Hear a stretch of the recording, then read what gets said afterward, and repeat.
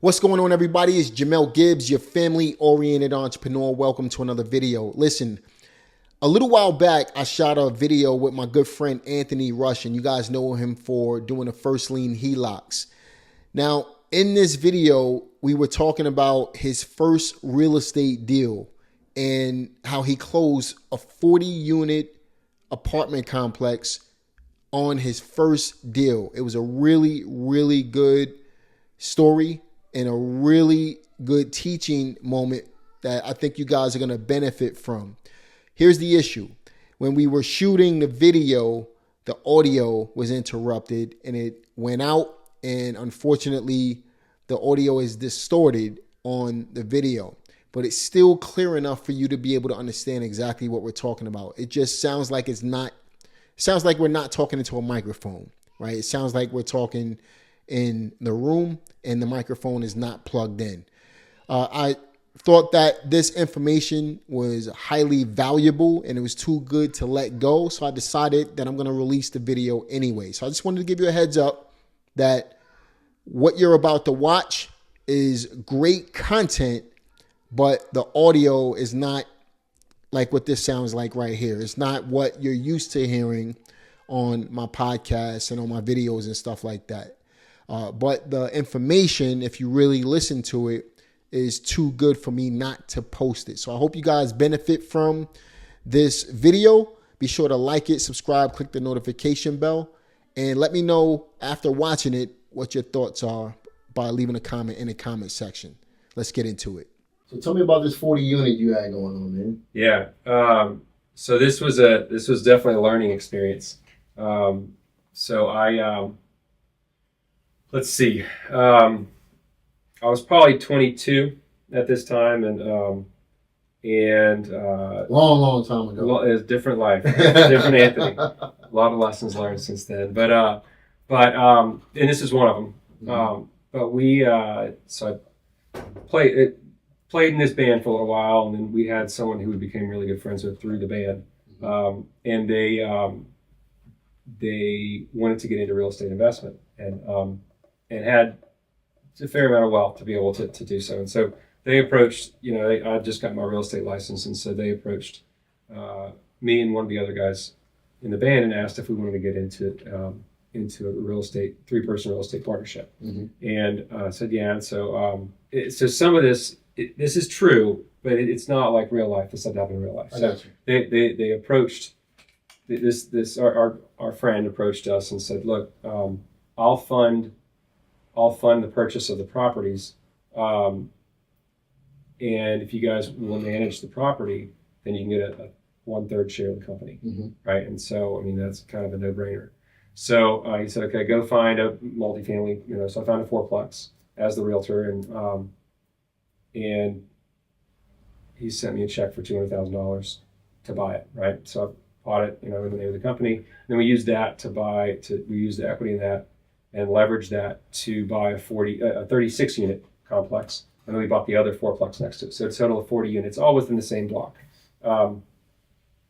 And just saying that sounds crazy amazing. Right? $200,000? The $200,000 was for the 4-plex. Got you. Okay. And then you used the equity. We used the equity in that to secure a commercial loan 1.2 million to buy 1.2 million, okay. Right?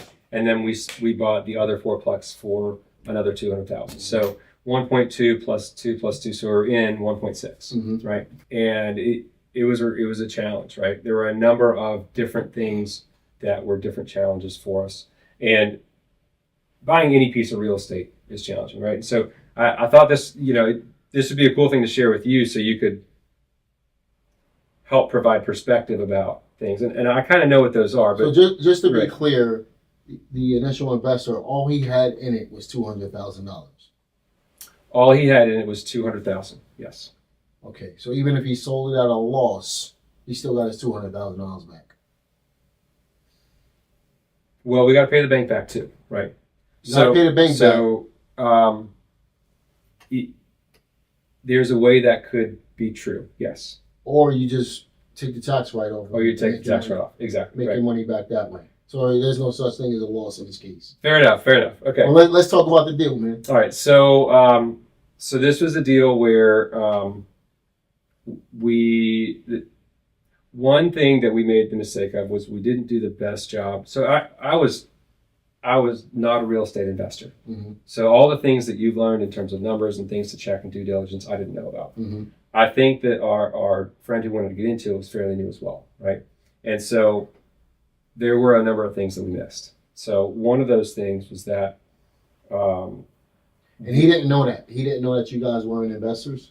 He knew that you were beginners. Oh yeah, he Okay. knew we were beginners, 100%. Yeah, he knew we weren't investors. We had multiple conversations with him. We were musicians Mm-hmm. at this point, right? And so he liked the band, and we became really good friends with him through that, right? And so initially started as a fan, but then we grew to become really good friends. So really, if you would have taken a loss, he's not necessarily blaming you for not knowing, but you don't know. Not at all. No, not once. Not once was that ever talked about or even alluded to. Not Gotcha. at all. And you still speak to him today? We do. We do. Yeah. Not much, Not right? much. And that's kind of that's a reality of Mm-hmm. when things work out in a way that are undesirable, you know. Yeah. But we're not on bad. But again, terms. you didn't. If you didn't know, he was kind of giving you a shot. That's what he was doing. He was giving us a shot, exactly. And so To learn something that you didn't know. and I learned a lot, I'll tell you. There you go. And so He paid you $200,000 to learn something. He didn't necessarily make $200,000. right. You know. So he put his trust in us to give us a chance to learn this, and that's amazing. So one reality of it was that we bought the property and it needed a good amount of work, right? Initially, where that wasn't really part of the initial. We didn't price out those jobs initially, right? Mm-hmm. To know how much the cost would be to fix it. And these are concepts that go down to whether you're doing a single family rehab or, Mm-hmm. I mean, a 36 same unit, stuff, man. multifamily. So we didn't price out the jobs for the rehab that we need, right? Mm-hmm. Another piece was that the pro forma that we got included an insurance cost that had been grandfathered in from probably 15 years back. Mm. Well, then we get our insurance, and we're shopping insurance companies, right? It's different. But now times have changed. There's new regulation that isn't grandfathered in. Mm-hmm. The insurance company doesn't know us. We're brand new real estate owners, right? And so, the insurance cost compared to the one that was in the pro forma Mm-hmm. was 3 times what that quoted. 15-year gap, man. Well, that killed our bottom Yeah, line, of course. right? So instead of having a necessity for a 70% or 75%, occupancy rate, now we're at a 95% occupancy rate with people who have never managed property before, right? And what I wish I would have done is said, hey, look, send the two of us to the best property management seminar that we can go to, right? Mhm. And set me up with a coach for the next year, Learn something. right? So that way we can have advice on what to do for these scenarios because we don't know what to do. Mm-hmm. But it was kind of like hey, here are the books, here's the thing, get the rent, here are the tenants, go, right? And which is its own thing. You get thrown in the pool, you learn how to swim. Yeah. And we swam a little bit, right? But the reality is that Or drown. or you drown, right? The reality is that just from the start, a 95% occupancy rate at that with our skill set was not Realistic. realistic. Mm-hmm. Is it possible with someone? Yes, Yeah, of it's course. possible, right? But it wasn't realistic, and we didn't hit the mark, right? It was a D property that our goal was to bring it up to a C plus, right, or a B minus. But that would have involved another $500,000. Yeah. Well, maybe 250, 300, right? Mhm. Which we didn't plan for at the beginning, and then also knowing how to manage the tenants, right, with a D property is a different skill set as well, And so we didn't have the skill sets, right? And so what happened was that we had a loss over and over and over. Right? We tried to fix the roof, but we sort of did it on the cheap, right? We had budgeted to be able to replace the shingles, but we didn't budget to replace the boards behind it, right? And it was one of these where it was built in the 80s where it's got a flat roof and then it's got these, like not 90, but like, 85 degrees second, and the shingles are up on there. Well, you got to have a strong backing for the nails to keep the shingles on there, or you got to get something like what is it, like hardy board or some sort of plank or something like that. This is all in Louisiana? This is Louisiana, yeah. Got it. Yeah. And so we were just in over our heads in terms of knowledge base and skill set, right? And so I bet you that property today, I mean, we're talking 20 years ago? This early is 2000s? Yeah, this is probably That property got to 2007. be, man, triple the value. Well, the guy that came in bought it and probably put $500,000 into it. He gated it. He painted all the outside. Nice. He redid everything. I mean, I'm sure he's, but he knows he knows the game. He knows what to do. And he was a seasoned investor, right? And making that's what he specialized in. But it was one of these things where it ended up with a loss, right? It was too late, but we tried to find a third party to manage it. But at that point, it was too late. And we ended up selling, right? The company sold at a loss, right? And it was one of those things that was a major, major opportunity for us that because on the front end, we didn't make... Can you imagine if you would have had the right education, right? A little bit of know-how, you had access to the money, which is 90% of the problem right there. 90% of the problem. For normal people. Right. Right? This wasn't a normal situation. Somebody that doesn't meet you and then give you... That doesn't... No, that ain't going to happen. The way that happened can't be... Like, it's not like, hey, I'm going to meet someone and they're going to give me $200,000. Like, I'm very well aware that, like, that's not real life. It's not. That was like a complete one-off. But also the expectation from him. He didn't necessarily expect anything from you. He didn't. Now, the conversations that he said that I understand and agree with now was whenever we'd get with him, we'd always have excuses about why it wasn't working. And his response was... How do you make it work? Yeah, and he had owned multiple businesses. And his response was, to be honest, whenever I hear that a business model that should work doesn't, it usually falls back on the management. And he was respectful about saying that, but he was very real. And that reigns true. The numbers, when we bought it, didn't suggest a model that would succeed either. So that was part of it. So it wasn't like it was completely mismanaged. It wasn't feasible for it to cash flow. Let me ask you this. Do you think for a brand new investor, you think there's a such thing as going too big, too fast? Oh, yeah. I do. Go. And what do most people want to do? We see. I mean, we're in a microwave society now. Right. Most people want too much, too fast. We are. What usually happens, though? Well, you go bust, but when you go bust big. Crumble. Right. And, I think that the reality is that there's going to be a learning curve with any new thing that you're going to get into.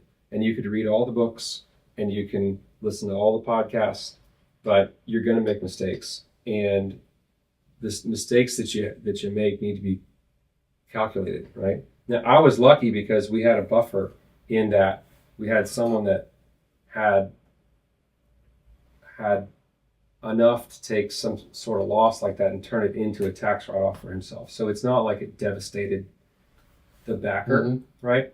It didn't devastate us, but the scale that we lost at could be devastating if someone leveraged everything, right? Part of the issue was that, A, the cash flow didn't work out. B, the company itself at this point was 100% leveraged also, right? The contribution from the investor, right? Because it was a 3-person partnership. We had an investor and then 2 equity partners. No, two like sweat equity partners, right? So you guys were splitting 15% each, basically? 33%. Each. He gave us a third. He gave us each a Oh, a third of third. I thought you had a third collectively. He kept No, 66. he had a third. Oh my! I had a goodness. third. It's even crazier than what you probably thought. It's crazy, right? Yeah. It's not real life, right? Like that doesn't happen. But the relationship so here's the thing. The relationship we had with him was that strong that he wanted to give us that opportunity, right? Now, is there a bad relationship now? But do I have anything close to what we had before? No, right? And so no, it was. I mean, it was crazy, right? He gave us this amazing opportunity. Part of it was it didn't cash flow. The second was that the property itself was 100% leveraged. So people talk about let's get 100%. Like I want to finance 100% of my primary residence. Mm-hmm. That got a lot of people in trouble Mm-hmm. because there's the bank wants skin in the game because they want you to feel like you have a commitment. That's part of it, but at the same time, if things go wrong, it goes wrong with the full leveraged amount of the value of the property. There's no cushion, there's no margin for you to fall back on if something goes wrong. So in that scenario, he put up the 200 grand, but he essentially also borrowed the 1.4 million as well. And although it was in the name of the company, we didn't use my finances to borrow the 1.4. I mean, too young to have finances in the first place. Right. Honestly. And so I had nothing to my name at that point. And so everything was relying on him. And he had all the risk for two people with no experience to manage a 1.6 million. I wonder what made him do it, man. Maybe we're good liars, or maybe he saw potential in us, right? I mean, I wouldn't put past the potential piece, but I don't think that like there's potential, and then there's potential that you coach, or that you move towards something else, and that potential fills the gap, right? Agreed. We didn't have any of the other stuff, so we were kind of thrown into the pool, and I think we did our best with what we had. But looking back, we should have passed on the 1.2 million property, or we should have come in at 9. Start small and work your way up. Right. Or we should have come in at 9. Right. We should have done the due diligence from a number standpoint. But you didn't know. We didn't know. You don't know. You don't know. Exactly. But thinking about, in retrospect, like what if I were in that spot, right? What would I have done? Right. Like, so for example, so for me, I had some experience. I started off as an agent, then a broker, and then a couple months later, I became an investor. How? I asked all the questions I needed to ask from the people that were buying houses from me. Thankfully, I was fortunate enough to work with investors. So I understood how investing worked before I got into it. Right. And I never had a dime of my own money into it, just like you. But then when I moved to Pennsylvania, I had Steve DiPalantino. He said, don't do it this way, do it this way. Yeah. That's how I was able to scale up. But I started off with a little bit of knowledge. In your defense, you didn't have any knowledge. I didn't. You're right. And I don't. You went from playing in a band to owning 40 units overnight. Overnight. Yeah, kind of. That's crazy, man. It is. It is crazy. And I don't look back, and I don't look back and think that it was a mistake. All in all, I see it as a learning experience. Were there mistakes made? Yeah, a lot. But what I know now is that I'm able to look back at the mistake. And the thing that I feel the most grateful for is I don't have the pain that people that would do that on their own and leverage everything of their own without the knowledge base would have. He took on all the risk. He took on all the risk. I get to look back and learn from my mistakes without a place that brought me to the bottom of financial ruin, right? And so that's, and I'm grateful for that. And again, it's like a dang Cinderella. I mean, it's like it doesn't happen in real life. But and at the end of the day, man, to be honest with you, at the end of the day, it was a learning experience for you. Doesn't happen for everybody, but I think the most important thing to take out of this whole conversation is if you're ever provided with the opportunity, learn from Anthony's mistake and put the time in to getting educated on how something actually works. Yeah. And then take it from there. Deal Pro. Deal Pro. Good stuff, man. Yeah. That's it, bro. That's awesome. All right, so there you guys have it. 40 units on Anthony's first deal. And it really shows why it's important to just get out there and do it. Stop overthinking the business. Just get out there and make some noise. So with that being said, be sure to like this video, subscribe to the channel, click the notification bell, and leave a comment. Let me know what you thought about the video besides the audio going out. What did you really learn from this video? What are you going to do to improve your situation based on the information that you found in this video? And make sure you click the link in the description box to join my Deal Pro community as well. I'm going to see you guys on the next one. Take care.